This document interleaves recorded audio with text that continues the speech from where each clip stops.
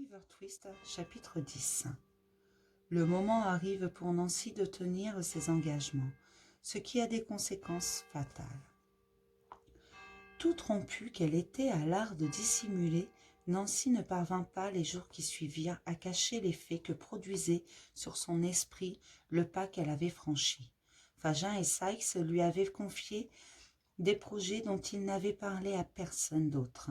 Et même si ces projets étaient vils, même si ceux qui les formaient étaient des individus méprisables, elle se sentait ébranlée dans sa résolution de parler, par la crainte d'être, finalement, responsable de leur perte. Mais comme elle avait pris toutes les précautions nécessaires pour que Sykes ne coure aucun risque, comme elle avait même refusé une vie meilleure pour ne pas l'abandonner, elle resta résolue à continuer. Ses combats intérieurs répétés se trahirent au dehors. En quelques jours, elle devint pâle et maigre. À des moments, elle éclatait de rire sans raison. À d'autres, et ce pouvait être un instant d'après, elle s'enfouissait la tête entre les mains et se tenait à l'écart, silencieuse. Sykes ne remarqua rien. Le comportement nouveau de Nancy, en revanche, éveilla les soupçons de Fagin. Il s'imagina que la jeune fille, lassée d'être traitée plus mal qu'un chien, s'était trouvé un nouveau compagnon. Il mesura tout de suite l'avantage qu'il pourrait tirer de cette situation. En réalité, Fagin détestait Bill Sykes de toute son âme, outre que le voleur en savait trop long sur ses affaires. Son mépris permanent, ses moqueries, ses insultes, ses rebuffades l'avaient blessé irrémédiablement. Que Nancy veuille le quitter pour un autre, ce serait tout bénéfice. Sykes ne le supporterait pas, et il y aurait forcément du grabuge. Si le rival éliminait Sykes, Fagin serait débarrassé des deux, à condition de faire plonger le meurtrier, ce qui serait facile. Si l'inverse se produisait, il parviendrait à persuader Nancy d'emprisonner Sykes pour le venger. Elle était fille à le faire. En attendant, à condition d'en savoir plus sur cette liaison, il pourrait accroître son emprise sur elle. Il décida donc de la surveiller sans relâche. Vint le dimanche soir, les horloges sonnaient 11 heures, 3/4, quand deux personnes apparurent sur le pont de Londres. L'une marchait d'un pas léger. C'était une jeune femme qui regardait autour d'elle pour retrouver quelqu'un qui l'attendait.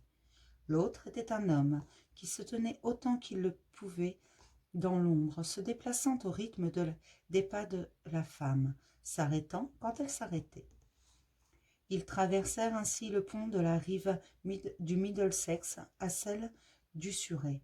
Puis la femme fit demi-tour, l'air déçu. La nuit était très noire. Le temps, ce jour-là, avait été mauvais, et il y avait peu de passants. La rivière était couverte d'un épais brouillard qui rendait plus lointain les lueurs rougeâtres des feux brûlants sur les barges amarrées le long des quais. La grosse cloche de Saint-Paul sonna la mort d'une journée.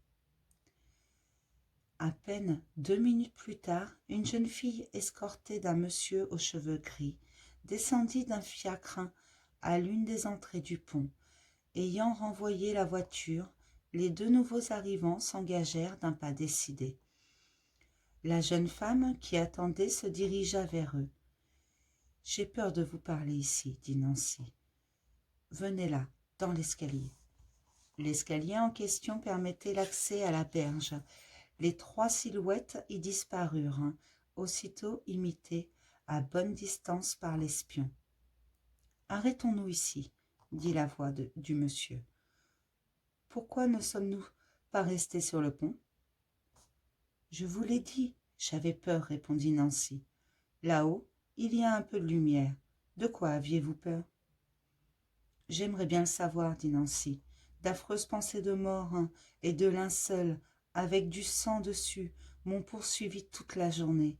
J'ai vu le mot cercueil écrit en grosses lettres sur toutes les pages du livre que j'ai essayé de lire cet après-midi. » Il y avait quelque chose de si étrange dans le ton de la jeune femme que l'espion lui-même eut la chair de poule en l'entendant.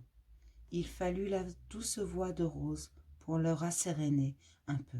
« Allons, dit-elle, ne vous laissez pas aller à ces affreuses pensées.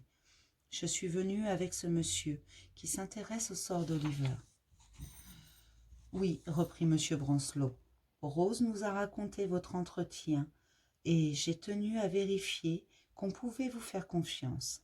Maintenant que je vous connais, je sais que c'est le cas. D'ailleurs, pour vous prouver que, de votre côté, vous pouvez vous fier à nous, je vous avouerai que nous voulons arracher son secret au dénommé Monks, en lui faisant peur. Alors remettez-le entre nos mains, et laissez-nous nous occuper de lui.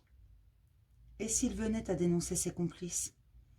Je vous promets que si j'obtiens de lui les renseignements dont j'ai besoin, l'affaire en restera là. Tout ce qui nous importe, c'est de connaître la vérité. Dans l'histoire d'Oliver, il y a du reste des éléments que je n'aimerais pas voir jetés en pâture au public. La liberté de personne ne sera en danger, je vous le jure. « J'ai votre parole et celle de mademoiselle Rose ?» demanda Nancy. « Vous l'avez, dit Rose. J'ai toujours vécu au milieu des menteurs, mais je suppose qu'à vous, je peux vous faire confiance. » Et elle commença à décrire en détail le petit cabaret où le frère d'Oliver avait coutume de rencontrer Fagin pour lui donner ses consignes. Elle parla bas, si bas que par moments, l'espion caché un peu au-dessus, dans l'ombre, ne parvenait pas à entendre exactement ce qu'elle disait. À la façon qu'elle eut de ménager des pauses dans ses explications, il devina que le monsieur prenait des notes.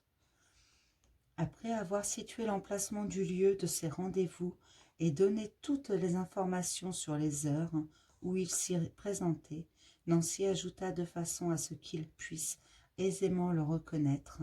« Il est grand, solidement bâti, mais pas gros. Il a une démarche furtive et, quand il marche, il regarde sans cesse derrière lui, par-dessus l'épaule. Il est brun de peau et de poils. Et bien qu'il n'ait que 27 ans ou 28, il paraît plus âgé. En plus, comme il est nerveux, il se mord les lèvres et les poings souvent jusqu'au sang. « Je crois que c'est tout, » dit-elle après un silence. « Ah non, il a aussi au cou, assez haut pour qu'on puisse la voir, sous la cravate. Une marque rouge, comme une brûlure, dit le vieux monsieur. « Quoi ?» dit Nancy. « Vous le connaissez ?»« Je crois que oui, dit M. Broncelot. » Un moment, l'espion n'entendit plus que le bruit de leur respiration. « Et maintenant, reprit le monsieur, vous nous avez rendu un immense service. Et je voudrais qu'il en résulte un bien pour vous. Que pouvons-nous faire ? Rien. Personne ne peut plus rien faire pour moi, dit Nancy, en se mettant à pleurer. Je n'ai plus rien à espérer. La vie a été cruelle envers vous, répondit M. Brownlow. Mais tout peut encore changer. Quittez cette existence qui vous fait horreur. Si vous l'acceptez, avant que le jour se lève, vous serez quelque part en sécurité, où rien ne pourra vous atteindre. Pensez à un nouveau départ. Non, je suis enchaînée à mon existence misérable. Je la déteste et la méprise désormais. Mais je ne peux pas la quitter. Sans doute suis-je allée trop loin pour pouvoir faire demi-tour. Et maintenant, il faut vous en aller. On finirait par nous voir, ou par nous entendre. Allez, tout ce que je vous demande, c'est de me laisser seule. Prenez au moins cette bourse, dit Rose, par amitié pour moi, que vous trouviez pas sans ressources dans un moment de besoin. Je ne l'ai pas fait pour l'argent, laissez-moi le penser comme ça. Si vous y tenez, donnez-moi plutôt quelque chose que je pourrais porter en souvenir de vous, qui êtes si bonne. Votre mouchoir, c'est bien. Merci. et adieu, mademoiselle. Rose rejoignit M. Broncelot, qui lui prit le bras. Ils s'éloignèrent.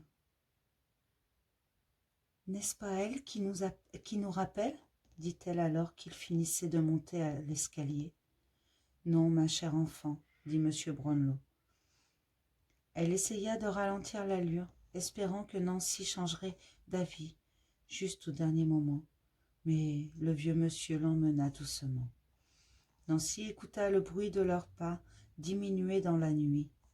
Quand elle n'entendit plus rien, elle se laissa tomber sur les marches de pierre et vida l'angoisse de son cœur en pleurant amèrement. Au bout d'un moment, elle se releva et d'un pas chancelant gravit les degrés qui la ramenaient à la rue. L'espion resta immobile pendant quelques minutes. Quand il eut la certitude qu'il était seul, il remonta vers le pont en rasant la muraille, comme il l'avait fait en descendant. Parvenu en haut de l'escalier, Fagin releva sur le bas de son visage le col de son manteau, puis, à grandes enjambées, prit le chemin de son repère, où il savait que Sikes ne tarderait pas à le rejoindre. Ce fut 2 heures avant l'aube, au moment le plus mort de la nuit, qu'un bruit dans la rue vint frapper l'oreille exercée de Fagin et le tirer de sa prostration. Depuis son retour, il était resté assis devant un feu mourant, enveloppé dans une couverture déchirée, à mordre distraitement ses ongles noirs, tandis que ses pensées étaient ailleurs. Rage de voir ses plans bouleversés, haine contre la jeune fille qui avait pris contact avec des adversaires, crainte d'être découvert, ruiné, peut-être pendu. Voilà ce qu'il avait ruminé depuis sans remarquer que le temps passait. Enfin, dit-il en frottant sa bouche desséchée par l'inquiétude. Il se leva pour ouvrir la porte. Sikes entra et ôta son manteau, avant de se laisser tomber sur une chaise. Fagin se tourna vers lui, leva la main et agita un doigt tremblant. Mais sa rage était telle qu'il ne fut pas capable de prononcer un mot. « Damnation, l'est devenu dingo !» s'écria Sikes. « Non, dit Fagin, t'es pas la personne avec qui j'en ai, mais ce que j'ai à te raconter va te rendre encore plus furieux que moi. Vas-y, magouille. Vas-y, m'égrouille. Suppose qu'un des gosses qui dorment à côté, commença-t-il. Alors quoi? Suppose qu'il ait pris rendez-vous avec des gens pour leur expliquer à quoi tu ressembles et aussi lui donner l'endroit où ce serait le plus facile de t'arrêter. Suppose ça, tu ferais quoi? Ce que j'y ferais, rugit Sikes en hurlant un épouvantable juron. J'y écrabouillerais le crâne sous mes talons ferrés et j'en ferais autant du morceau qu'il a de tif sur la caboche. Et si c'était moi qui avais fait ça, hein? Reprit Fagin. Moi qui en sais assez pour faire prendre quelques douzaines de gus. Je sais pas, dit Sikes en pâlissant à cette idée. Je crois que je te mettrai la tronche en miettes. J'aurai assez de force pour t'aplatir la tête, comme si une charrette avait roulé dessus. Tu le ferais, hein? Tu paries? Essaye toujours. Alors écoute-moi bien. Il y a quelqu'un ce soir qui est allé sur le pont de Londres. Là, ce quelqu'un a attendu jusqu'à ce qu'arrive un beau monsieur et une belle demoiselle, après quoi, tous les trois, ils ont sacrément causé. Et tu sais ce qu'ils lui ont demandé, le monsieur et la demoiselle, à ce quelqu'un? De livrer ses amis, rien que ça. « Qui c'est, Fagin ?» demanda Sikes d'une voix blanche. « Fais pas le malin, Bill. T'as deviné, j'en suis sûr, hein? Par le feu de l'enfer, rugit le voleur. Il se leva et d'un bond fut à la porte. Fagin ne fit rien pour le retenir. Seulement il cria, comme l'autre sortait. « Sois pas trop violent, hein, Bill. Pense à notre sécurité. » Bill Sikes l'entendit-il. En tout cas, il ne répondit pas. Il fonça dans les rues désertes sans s'arrêter, sans réfléchir un instant, sans tourner une fois la tête, les dents serrées, l'air farouche. Arrivé à la porte de la maison, il ouvrit doucement, monta les marches, pénétra dans la chambre, tira le rideau du lit. Nancy était couchée. L'entrée de Sikes l'avait éveillée en sursaut. « Debout !» cria le bandit. « C'est toi, Bill ?» demanda-t-elle, visiblement heureuse de le voir rentrer. « C'est moi !» grogna-t-il. « Debout, je t'ai dit !» Il y avait une bougie qui brûlait. L'homme l'écrasa, voyant qu'il commençait à faire jour. La fille alla à la fenêtre pour tirer le rideau. « Laisse fermer !» dit-il. « Il y a assez de lumière pour ce que je vais faire. » « Bill, dit-elle d'une voix assourdie par la peur, qu'est-ce que tu as? Pourquoi tu me regardes comme ça ?» Le voleur s'assit, la considéra un instant, les narines dilatées et la poitrine haletante. Puis, la saisissant par la tête et par le cou, il la traîna au milieu de la pièce et lui mit sa grosse patte dans la bouche. « Bill, arrête !» gémit-elle. « Écoute-moi, je crierai pas une fois. Écoute-moi, je vais t'expliquer. Bill, dis-moi ce que j'ai fait. »« Tu le sais, on t'a surveillé. Tout ce que t'as dit, on l'a entendu.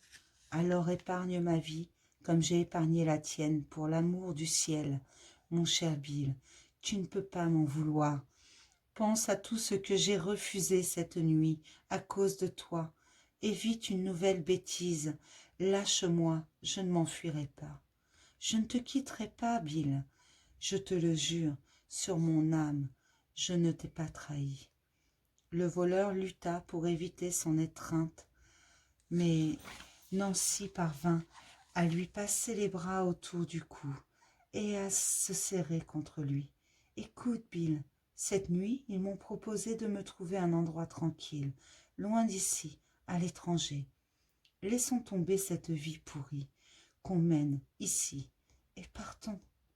Bill, je t'en supplie. » Le brigand dégagea un de ses bras et saisit son pistolet, mais malgré sa rage, il pensa qu'il serait découvert tout de suite s'il faisait feu.